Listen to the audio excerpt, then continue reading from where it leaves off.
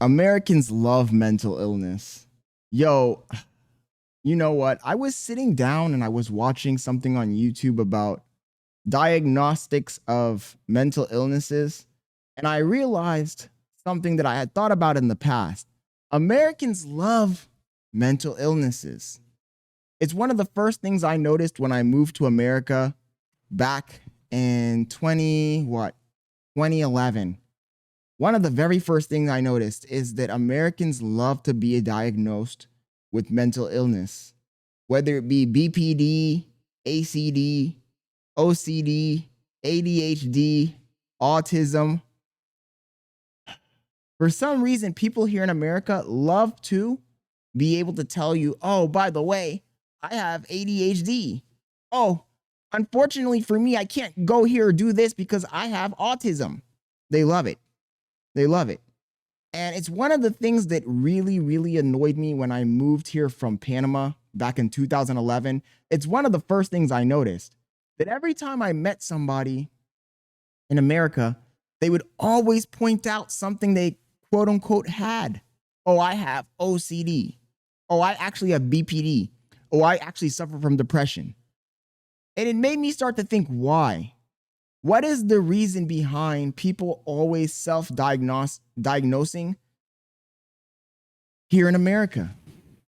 What causes this? What really causes this? To the point where you'll have whole influencers on social media platforms like YouTube who make it their entire identity. This channel is for people who suffer from autism. Neurodivergent is what they're calling it. Why are you so obsessed with being neurodivergent? Why are you so obsessed with standing out and being the biggest victim? You know? And I started to think about it, and it dawned on me that most of these people are doing this because they want to feel special. You know? They never accomplished anything in life, anything truly significant, anything truly important that made them stand out above the rest in order to obtain the attention that they were desperately seeking. So in order to grasp at that attention, in order to get people to acknowledge them, they like to label themselves with some sort of illness, some sort of disadvantage, right? Even though a lot of them would get upset if they hear me say it's a disadvantage, but that's what they are essentially claiming. They're trying to be the biggest victim.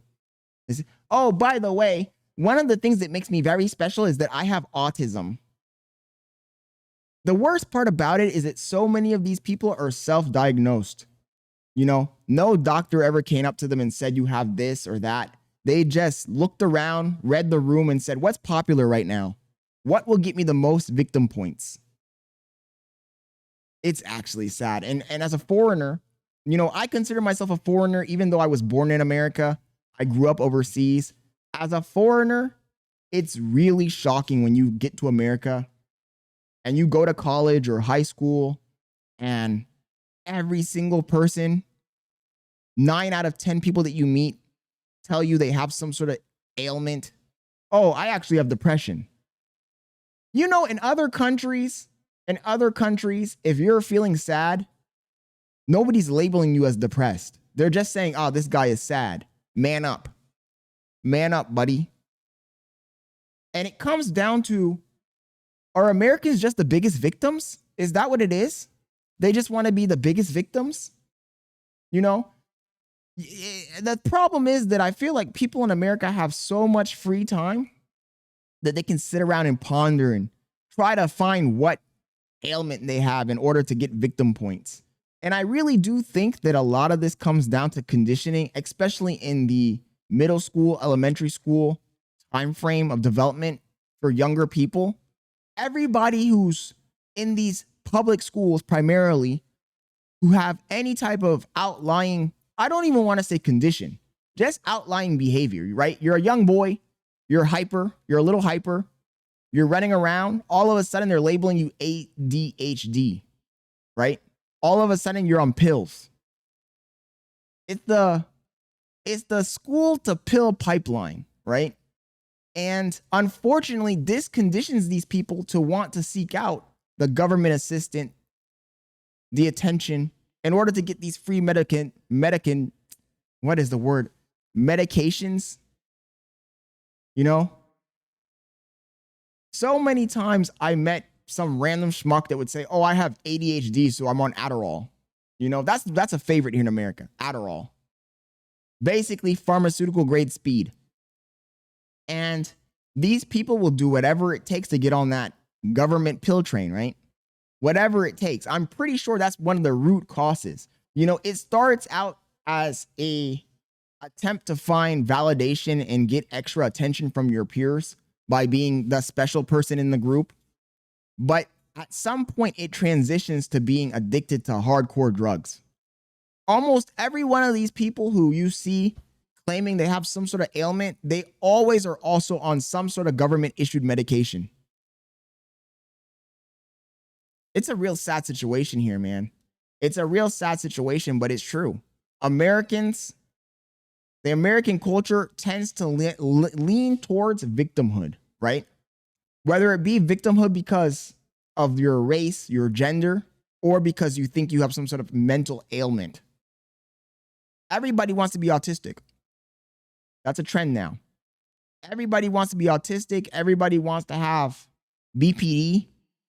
Everybody wants to have OCD. And the sad part is the people who actually have some sort of mental illness, I'm pretty sure they're not benefiting from it. They're not enjoying it. They're not out here trying to get extra perks from their peers. You know, if somebody has debilitating depression, I'm pretty sure they're not going out to parties saying, oh, by the way, I have depression. They're not doing it for attention. So it's both sad and depressing, ironically, to see people claim ailments they don't have in order to get validation and pills. And also to escape accountability. Let's not ignore the elephant in the room. So many people claim to have one of these mental illnesses because they're trying to escape accountability, right? They figure that if they have Tourette's, if they have OCD, if they have BPD, if they have autism, that they're not going to be held accountable for their actions, right? And this training comes from school. I'm convinced of it. I'm convinced that this comes from the government public schools, right? The kids that have some sort of ailment, the kids that are in a special class, they can do whatever and they're not held accountable. So then the normal kids, and I hate to use the term normal, but the normal kids see this. They see that these people have a free get out of jail card. And they say, you know what? I want to have autism too. Because if little Jimmy has autism and he was able to sneak into the cafeteria, get into the refrigerator, eat all the ice cream, and nothing happened to him because he's diagnosed autistic, fuck, I want to do that too.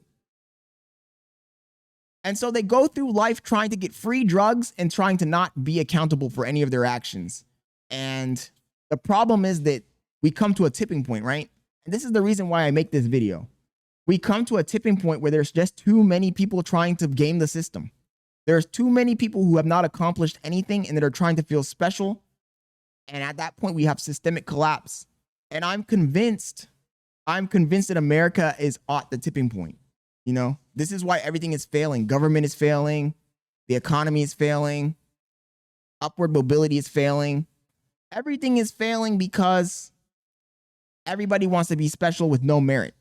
You know, the first mistake that we made as a society here in America was labeling people with mental illnesses, people that were mentally divergent. I'm using their terminology. I really don't like using it, but I got to use it to be in the proper context for the 21st century, 2025. People that are mentally divergent, calling them special. That was one of our biggest mistakes. You know, I know that there was a big movement, a big change to modify the terminology from things that people that deemed offensive. The word disabled, offensive, and labeling it something more positive. But the problem is that words have power, right? Words have power. And if you label something special, people are going to want to do it because they're going to think they're special too. So now you have this society where everybody wants a participation trophy. Nobody wants to put in the work. Nobody wants to be held accountable. And that's when society collapses. If you're a foreigner, you're watching this video right now, I want to know what you think. Do you agree with me? Did you notice it too? Because as a person who grew up overseas, that was one of the first things I noticed as soon as I went to school here in America. That every person I met that they had some sort of issue. They could never just say, oh, you know what? I really did this really cool project and I won the science fair and that makes me special. No, it could never be something like that. It was always something that deserved no merit whatsoever. Oh, I have autism. Why are you telling me that? There's only one reason you would be telling me that. It's because you either want me to treat you like a victim and not hold you accountable, or you want special points and special treatment. Am I wrong? America needs to wake up. America needs to wake up. We need to start holding our kids accountable. We need to start showing our kids what is exceptional and what is not exceptional. Because being autistic, having OCD, having ADHD, having BPD, that doesn't make you exceptional. I hate to say it, and this is going to sound really harsh, but if anything, that makes you a burden on society. And society can only carry so much. We can't have everybody be a burden, right? Or this mule is going to collapse under its own weight. Anyways, I had to get this off my chest. Let me know what you think in the comments below. If you're not subscribed, hit that subscribe button, turn on notifications, and I'll catch you on the next one. Peace.